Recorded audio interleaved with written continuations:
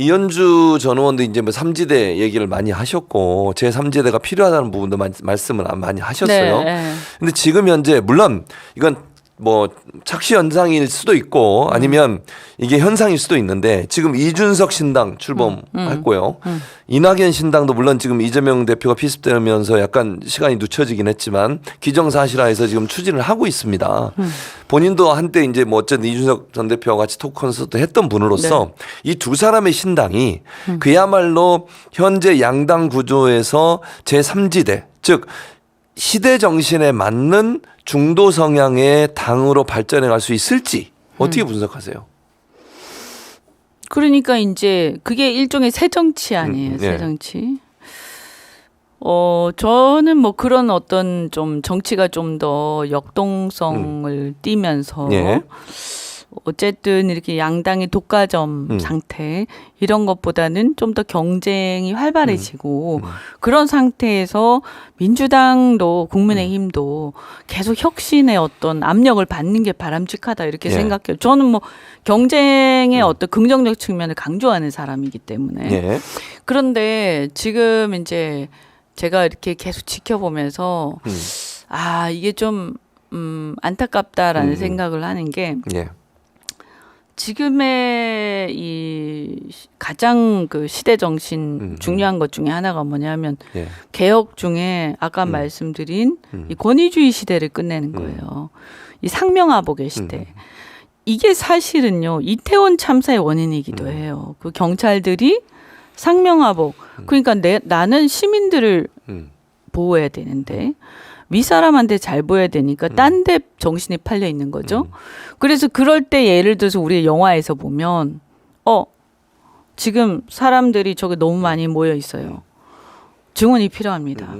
전화를 딱 하니까 얘기를 하니까 경찰청장이 딱 묵살을 하는 거예요. 상명하복 시대에는 묵살하면 그냥 찍 이렇게 되는 거죠. 근데 원래 자율적인 시민사회에서 그 공직자들이 가져야 할 태도는 뭐냐? 시민이 중요하기 때문에 이런 경우에 그래도 일단 우린 저기 출동부터 하자. 내가 책임질게. 내가 그러면 처벌 받을게. 지금 우리는 저 사람들을 구하는 게 중요한 거 아니겠어? 그러면서 이제 처벌받을 각오를 하고 누군가가 몸을 던지는 사람이 나오면 그게 이제 영화인 거죠. 영화. 그죠? 정의로운 거죠. 그리고 그게 바람직한 거죠. 그런데 이제 우린 그렇게 안 되는 거예요. 이 권위주의 시대에 아직 매몰돼 있는 거죠. 경제도 마찬가지로 이 권위주의 시대에서는 더 이상 대한민국의 경제는 번영하기 힘들어요. 왜냐하면 과거의 중화학공업 시대는 노동 시간이 길고 노동의 강도가 세면 물건을 많이 생산할 거 아니에요. 그래서 공장에서 생산하는 거잖아요. 그러니까 그런 경우에는 그게 통했어요. 박정희 시대 이럴 때는. 근데 이제는 그게 아니고 선진국들끼리 경쟁하면서 내가 남들이 갖고 있지 않은 기술을 개발해야 되고 콘텐츠를 개발해야 되고 창의력이 뛰어나야 되거든요. 그거는 어디서 나오냐면 사실은 자유로운 분위기에서 나오거든요. 그래서 약간 자유분방한 분위기로 사회가 가면서 이 여러 가지 아이디어들이 넘치는 분위기로 바뀌어야 되는 거예요. 대한민국이 지금 그게 안 되기 때문에 경제가 이게 탁턱에 걸려 있는 거거든요. 산업 전환이 안 되는 거죠. 그럼 그건 뭐냐? 이 정치하고 연관돼서 아까 말씀드린 것처럼 이 권위주의 시대를 끝내야 되는 거예요. 공포가 가득하고 내가 뭐 좀 아이디어 냈다가 괜히 이렇게 막 그 뭐라고 해야 되나 욕만 먹고 그리고 괜히 뭐 나댔다가 왜 이렇게 설치냐 이런 얘기 듣고 이런 사회에서 되겠어요? 그러니까 이게 새 정치라는 거죠. 제 얘기는. 그러면 정말 그런 동기에서 문제의식을 가지고 우리가 새로운 질서를 구축하자. 그래서 개헌의 제7공화국이라든가 비롯해가지고 지금 현재 검찰 시대를 끝내는 문제라든가 이런 거를 가지고 이분들이 지금 이걸 가지고 나왔느냐. 아니면 사실은 안타깝게도 각 당의 권력투쟁의 결과 어떻게 보면 만회하기 위해서 밖에서 그것을 만회해서 나중에 다시 내가 접수하겠다. 이런 게 지금 우선되고 있느냐라고 봤을 때 저는 좀 후자에 가깝지 가깝다. 않느냐. 양측 다 그렇다는 거죠 지금. 네, 예. 이제 특히 보면 제가 볼 때는 뭐 솔직히 이낙연 대표는 더 심하죠. 왜냐하면 그분은 그 전에 자기가 총리로 있을 때 당대표로 있을 때 그렇죠. 새 정치를 할 수 있었어요. 안 했잖아요. 기회가 있었잖아요. 그러니까 다른 얘기가 아니라 개혁을 할 수 있었잖아요. 그 추진할 수. 예를 들어서 그분이 막 추진을 했어. 민주당 안에서 총리하고 대표할 때. 안 그런데 했죠. 어떤 저항에 부딪혀가지고 못했어 만약에. 그건 아니지. 아니면 문재인 대통령이 눌렀다든지. 자신은 막 하려고 했는데. 그런 적이 없어요. 그러면 지금 그 말을 할 수가 있어요. 그리고 일관되니까 그죠? 아 이게 저 사람 진짜 하려고 하는구나. 근데 그게 아니잖아요. 그런 게 기회가 충분히 있었고 힘도 있었고 다 있었는데 그때 안 했잖아요. 오히려 어떻게 보면 저 같은 사람들이 막 그런 걸 주장할 때 그 누르는 입장에 계셨거든요. 저는 그때 경험이 있으니까. 그러니까 근데 왜 지금 와서 본인이 그런 어떤 새로운 시대를 얘기를 하는 걸까? 그게 대중들한테 설득이 안 돼요. 안 되죠. 네, 안 되죠.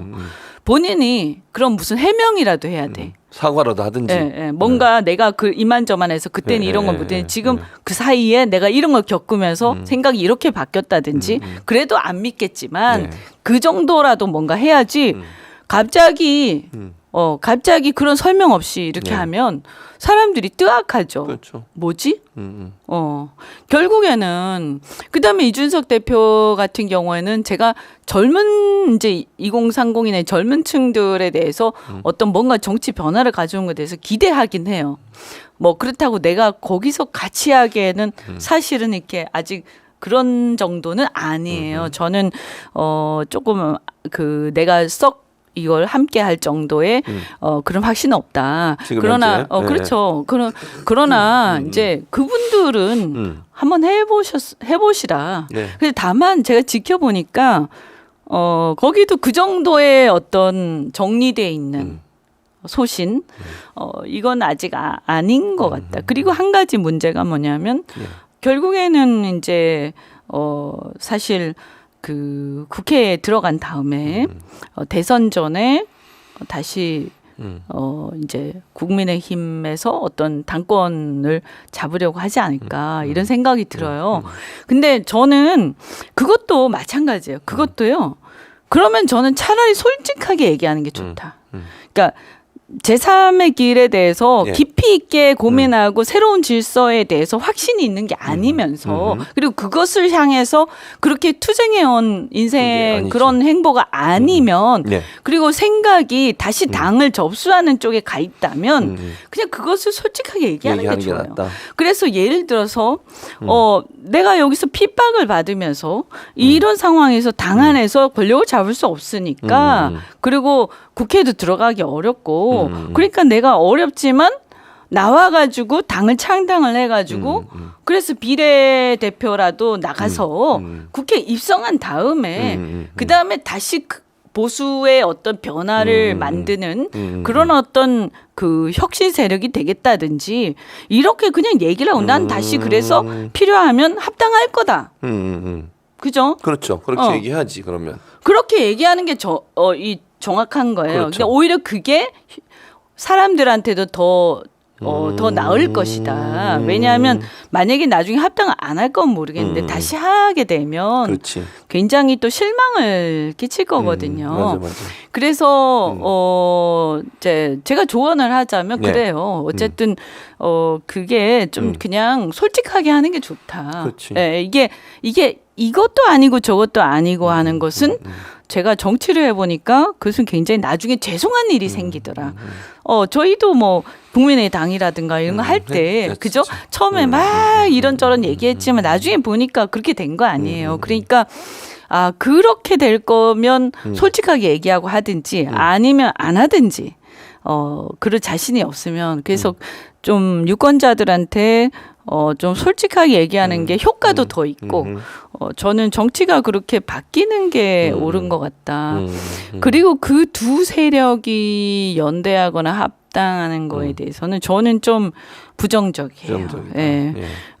그게 어떤 전혀 화학적 공통점이 없이 그렇게 했을 때, 근데 이 목표가 말이죠. 진짜 어떤 새로운 질서를 만들겠다인 건지, 그게 아니라 그냥 각 당의 어떤 당권을 다시 회복하겠다. 그렇죠. 이런 거면 나중에 다시 찢어질 거 아니에요. 그럼요. 그럴 수밖에 없죠. 근데 새로운 질서를 형성하겠다라고 하는 거는 솔직히 지금은 좀 늦었어요. 그렇지. 그거를 대중들한테 각인시키게. 왜냐하면 그렇게 하려면 그동안 그렇게 쭉 주장해 왔어야 돼. 그죠? 예. 제 책에, 예. 아까 책에 그 내용이 다 있어요. 새로운 질서에 대한, 무엇이 새로운 질서냐, 이런 것들이 나와 있거든요. 예. 제7공화국도 그렇고. 예. 근데 그런 것들이 저도 마찬가지 제가 왜 이렇게 창당하거나 이런 걸 안 하냐면 제 스스로 돌아보니까 준비가 안 돼 있어요. 그리고 이런 것들을 제가 이 책이 사실은 좀 9월이나 이렇게 예. 좀 빨리 나왔어야 되는데 이게 막 바쁘다 보니까 못했어요. 예. 근데 그런 것도 좀 일찍 나와서 대중들하고 소통도 좀 하면서 예. 그래서 충분히 이렇게 어떤 세력화 한 다음에 그 길로 이렇게 쭉 가서 그게 이제 어느 정도 일가를 이루면 참 좋았을 텐데 그게 아직까지 우리 어떤 정치 환경에서 무르익지도 않았고 제가 판단할 때는 예. 그다음에 이제 뭐냐면 이 제3의 공간 속에 그런 가능성과 잠재력이 분명히 있었어요. 있었는데 이게 막 죄송한 얘기입니다만 양양자, 금태섭, 유호정 그다음에 뭐 막 이렇게 어지럽게 되는데 이분들이 어떤 그 새로운 질서에 대한 구체적인 담론과 굉장히 깊은 고민을 보여주지 못했어요. 그러면서 정치공학적으로 전개가 돼버렸잖아요. 아까 그 이낙연이나 이준석 신당에 대해서도 마찬가지고 그래서 이런 한계들이 보여버렸잖아요. 저는 뭐 그분들을 비난하기보다는 예. 이게 이제 우리 정치권의 현재 한계라는 거죠. 그러면 이런 상태에서 이 어떤 새로운 질서를 향해서 뭔가를 정말 가열차게 가기에는 좀 어렵지 않나. 그리고 이 제3의 공간이 이미 많이 잠식이 돼버린 거죠. 새로운 공간이 없는 거예요, 지금 현재. 그래서 안타깝지만 제 판단에는 이번에는 이 제3의 길이 성공하기가 쉽지가 않다. 이 신당들이 일부 저는 뭐 이준석 신당 이런 데들은 그래도 뭐 한 몇 명의 어떤 비례대표라든가 일부 이제 그냥 만족스러울지 모르지만 어쨌든 국회에 들어가는 것은 성공할 수 있지만 우리가 기대하는 그런 어떤 새로운 질서 이거는 쉽지 않을 것 같다 이런 이제 판단을 하고 있고 예. 그런 게 만약에 가능할 것 같으면 진짜 와 나도 한번 응? 이제 마지막 정치 인생 뭐 이런 거 한번 여기다가 한번 올인해 보자 이런 의욕이 막 생겼을 텐데 거기 확신이 없다는 거죠. 제 얘기는. 그리고 이제 사실은 이 제3의 길이라는 것은 국민의힘이나 민주당도 할 수 있는 거예요. 그렇죠? 아니 아까 말씀드린 그 새로운 질서 그리고 기존의 이 상황에 대한 어떤 반성과 성찰 거기에 따른 새로운 질서에 대한 얘기 그리고 87년과 같은 그런 이 상황을 또 우리가 다시 한번 미래에 대한 이 전환기를 만들어내는 거 이거를 국민의힘이나 민주당도 얼마든지 할 수 있는 거예요. 근데 사실 안 하고 있으니까 이런 이제 욕구들이 생기는 거거든요. 그래서 제가 책에도 썼지만 이 제3에게 제가 얘기하는 뭐 그 뭐라고 불러도 상관이 없어요. 새로운 질서라고 부를 수도 있고 근데 그것을 정말 우리의 기존 정당이 하든지 아니면 제대로 된 사람당이 나와서 그것을 목표로 해서 정말 꿋꿋이 가보든지 했으면 좋겠다. 이런 이제 좀 희망사항이죠. 희망사항. 네. 예, 알겠습니다. 네.